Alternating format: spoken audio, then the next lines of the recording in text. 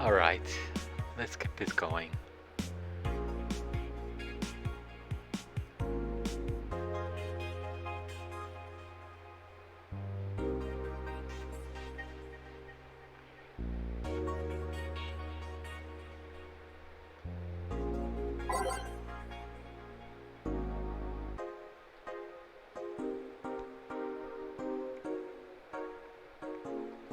And let's wrap it.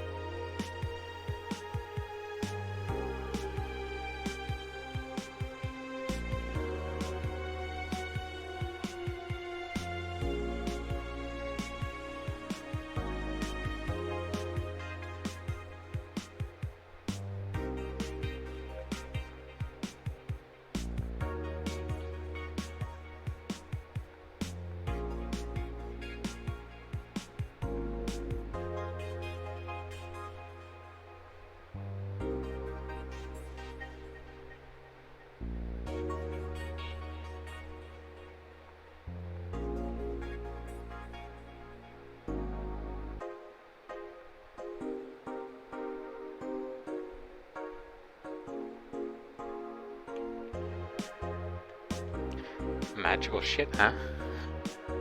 Those concerts.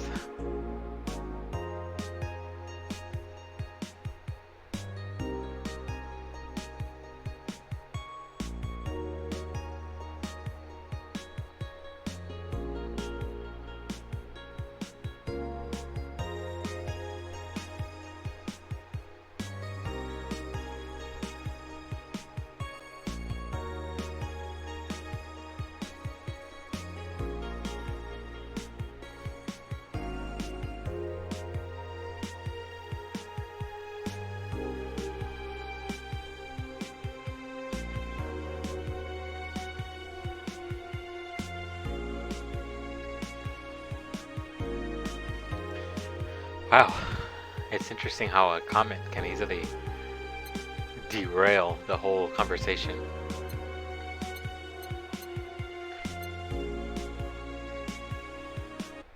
Let's just go to work.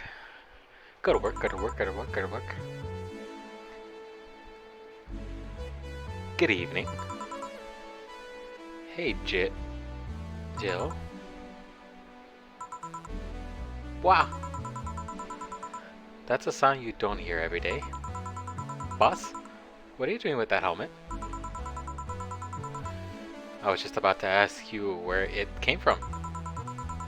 A white knight came yesterday. She left and, well, she forgot to take it with her. I figured she'd eventually come looking for it, so I left it under the count. Wait, do you regularly put things on without asking who they belong to first? I don't plan on evaluating every move, Jill. I just act. Anyway, as your boss, I am taking this helmet until the client comes for it. You sound happy. Well, this helmet is comfortable and cool and comfortable and cool and really, really cool. Hello. It's strange that you're late, Gil. Yeah, the traffic was... Gah! Don't run away, you have work to do. I'm not going back to Hong Kong. Hong Kong? Chief? Sorry, I thought you were someone else. Apparently. I'll leave the rest up to you. I'll donate the Pluto warhead somewhere else. Safe. The what, where now? Nothing? Never mind. She seems happy. She's been tense these past couple of days. If she's somehow relaxed now, good. Are you all set? Yep. Alright. I don't think I'm gonna change it up. Since, you know.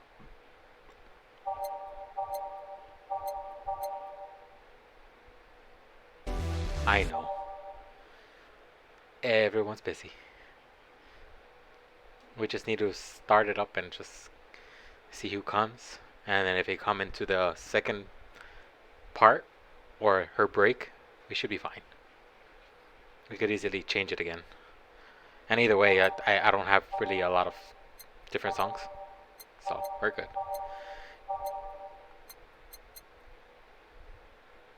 Okay.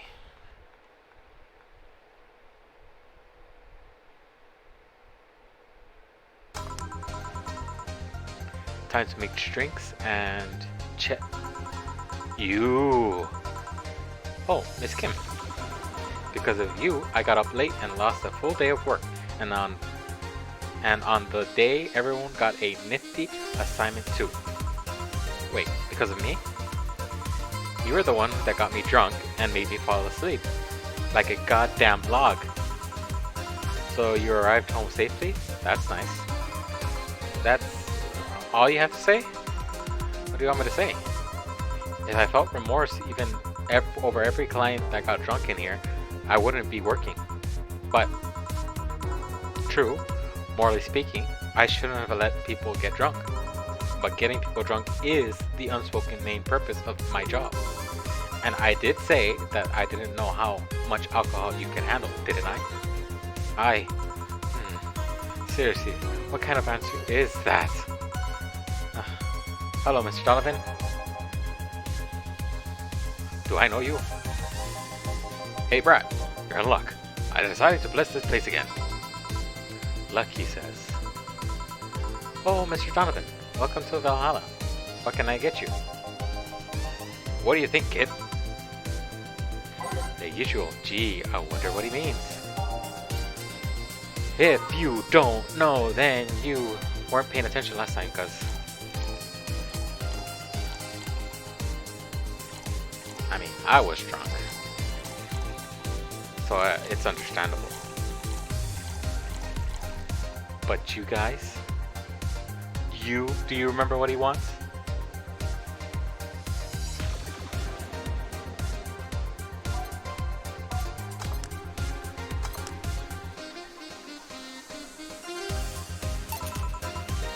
Here you go. Yes, no, that's what I call service. That's good to hear. What brings you here today, Mr. Donovan? Today, we were supposed to hand the interns an article topic. All those crazy came flocking to me like the first high schooler with a car. I couldn't do with it, so I switched places with some poor sap. He was supposed to be doing an interview today, but to hell with it. Ah, small world. The person that was supposed to be giving assignments wasn't present. How crazy. Cool.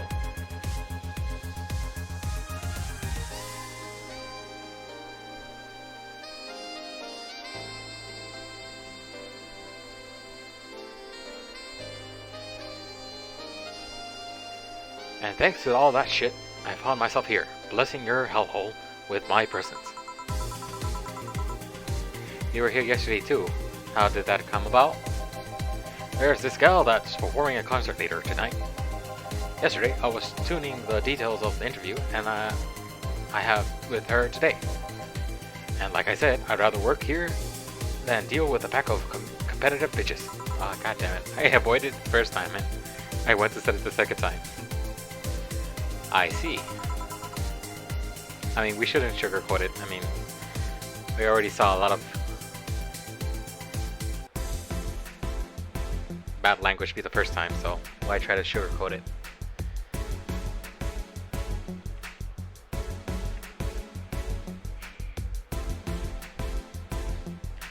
How was the interview? Easy enough. The fact that the gal had a nice pair of knockers helped. Remember, there are 2 sleazeballs in this damn game.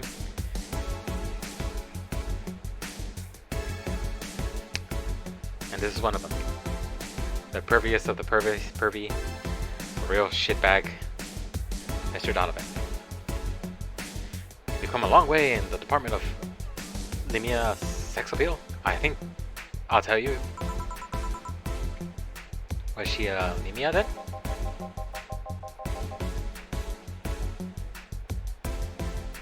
I don't think that's the correct way of I'm saying it, but yes, I know.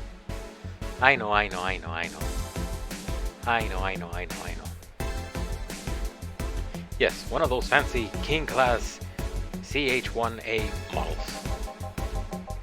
I have heard they're anatomically correct in every way. I wouldn't mind finding out about that myself. Hey you, that guy with the John face. Me? What the hell is a John face? Yeah, you. Do I know you? I don't think so, sir. No, I'm pretty sure I know you. Wait. Was the Hong Kong riots 10 years ago, right? I've never been to Hong Kong, and I certainly don't defect from any anti-riot force after stealing supplies. Really? That's a bummer. You look like a guy who owes me a drink. You were in those riots, Mr. Donovan? Do I look like some kind of anarchist hippie to you? 10 years ago, I tried to start a silicon business. So I was in Hong Kong talking with some investors when these damn riots broke out. Seriously though, did they really think that the law they were trying to pass wouldn't backfire? They were openly trying to segregate people with augmentations. No matter how many they have different capabilities you put in between, it's still segregation. And once people start crying segregation like that, you're doomed. This is the PR country. If you're gonna do that, disguise it a bit. That's a very laconic way of summarizing the incident. I mean, there was political agenda revolving around cheap labor, and the plan reached such a development stage because the media was instilling fear in the public. The general fear that augmented people would become power-hungry manics was a key factor in the plans. And everything is mostly the aftermath of feverish protesters where, on second thought, maybe it's better to be laconic. Trying to get the full picture might take you back beyond the Industrial Revolution. All that happened when I got out of high school. I remember I had to turn down a scholarship in Hong Kong because of all of that. Scholarships. There's no mean feat. That's no mean feat, Brad. Simple sentences, can't do it.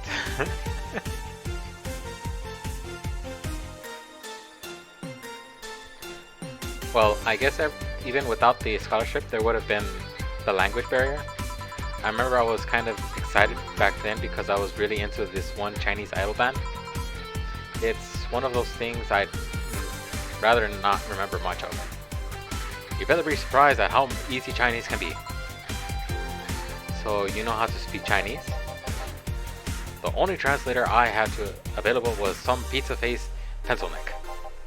And I wasn't gonna allow myself to be seen with that. If someone like me can learn Chinese in 2 weeks, well, I'm guessing a scholarship student might have a chance. Why do I feel like he suddenly challenged me to finally learn Chinese? Chinese? Wait, when you say Chinese, do you mean Mandarin or Cantonese? Mandarin, Canto, what? When people say Chinese, they're usually referring to the written word, not the spoken one. it's important to clarify because there are a lot of dialects in Chinese, the Chinese language. There is. I've heard Lana try to explain that to me. I was like, no. I mean, even then, they did, I think, update the whole language. But even then, it's all those languages. Very hard. But it is good just because you are learning. Especially when I was learning Japanese, it was interesting just because you have the formal and then the informal. You have what, like for us in English, you have the very proper English that you're learning about, and then you have slang, with us constantly going with like and the and the ums. But not to say that the informal is like that, but it is the idea that there is like a slang way of speaking. It's meant for the youth to speak to one another, very social, very casual, and then you have the you have the formal that is very polite, and that's what you're supposed to use if you are in a business setting. And they were both hard. In Hong Kong, yes, I read that. You might have learned Cantonese because you were only going to Hong Kong, or you might have learned Mandarin because it's the only spoken by the majority elsewhere. I went to Hong Kong and managed to seal the deal. I have no idea about anything else. Right.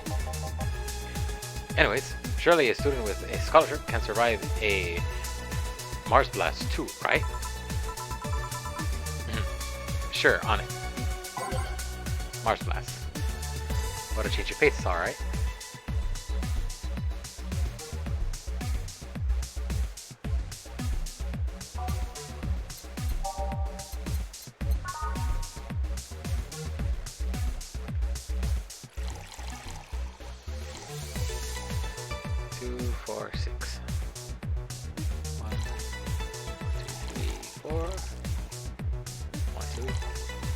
All blended. So it should be a little bit longer. Oh shit. 1, 2, 3, 6. Pardon me. 1, 2, 3, 4. 1, 2. Our bartender, well, your bartender tonight is also drinking with the customers.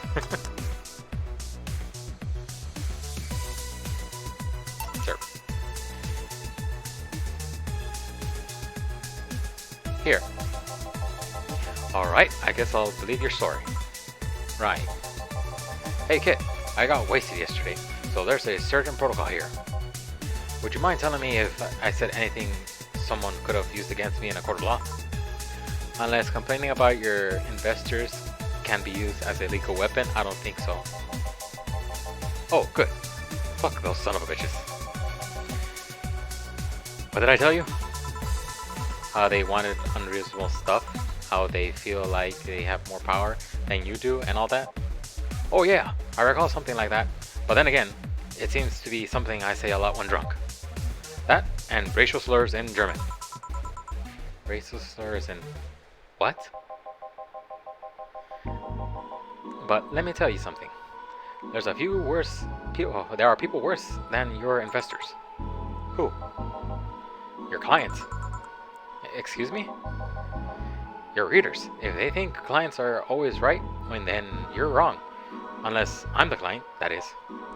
We live in an era where PR is the first and only word in anything. You can sell the shittiest of stuff and people will buy it if you're the apple of their eye. Make one fucking mistake and it's over for you. You're suddenly a criminal to them. No chance of appeal. God forbids if they ever catch something you said out of context. A month ago, we had to clarify that we were talking about an animal in an article about cougars in nearby forests. All because we got a pack of 40-year-old divorced soccer moms crying about hurt feelings. They were having picnics, parties in the same forest and thought we were writing about them. God, I hope... shit. The log. I hope at least one of them gets eaten by their damn namesake. God, this guy's the real... Yeah, it's funny when somebody else hears it, but the smell of rosy perfume still makes my blood boil. Nowadays, nobody can take a joke. They're always out for blood. You can't win. You will always offend somebody. And while some take it as graciously, many just love feeling insulted. They relish the thought of ganging up against something. And those hypersensitive bastards are your clients. They're the ones you have to target. I run a goddamn newspaper. The whole point is to present the news in the most natural way possible. Being offended by a newspaper is like being angry at the mirror. Sure, let's go with that. I mean, it's not like he's totally wrong, but hearing it from him is kinda... Damn, look at the time. I need to get back to work soon. Really? I just finished an interview and it must be posted as soon as possible. The fact that we're posting it after the chicks finish her concert is enough of a problem already. Something delayed the interview? The interview was supposed to happen last Friday. One of the interns, this meek little girl, was supposed to do it, but for some fucking reason, she didn't. I spent 2 days negotiating something else instead. Negotiating? Did you have to pay or something? Guess who our intern was? It was Kimmy. Kim. Not Kimmy. Kim. See how these games, they all tie together?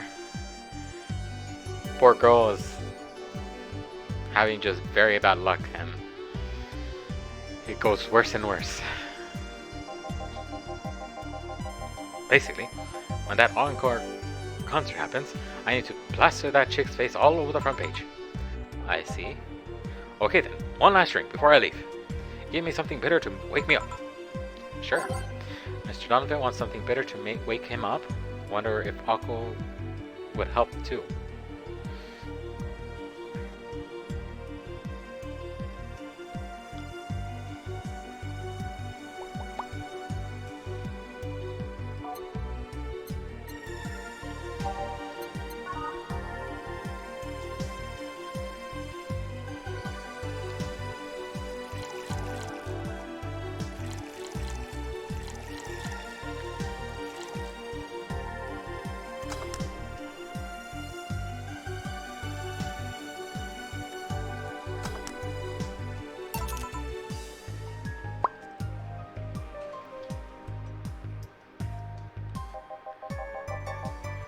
Yeah, this works just fine. Man, that gal's producer was angry as fuck. Trying to negotiate with him was a hassle. I've had less problems dealing with SoCal Justice Warriors. Who? SoCal Justice Warriors. That mafia vigilante group that runs under solving crimes in swimsuits. Oh yeah, those artificially blonde, artificially tan folks with big, blunt objects. Yeah. They're an interesting group, you know? They only accept people born or raised in Southern California and go through hellish training on a daily basis. They have to. No normal person can run around in swimsuits in this cold weather. They have an interesting view on the world and how it works. And they're pretty sensitive too. Too many outlets have insulted them in the past, so they're trigger happy against defamation. I've had a dozen guys in Speedos talking to me about some news while flaunting their bags of batteries. And they were still more polite than those producer guys. Think about it. Watching a banana hammock move at the same time as the bag of batteries was more pleasant. I'm pretty sure there's a banana hammock and bags of batteries audience somewhere though. Well, I'm out. Thank you. Please come again. Yeah. That was, tiring. Hey Jill, I think I have a problem. Don't tell me. Yep, I can't take the helmet off. Insert laugh here. Yeah, very funny. Did you check the internet for help? How to take off a Valkyrie type white helmet.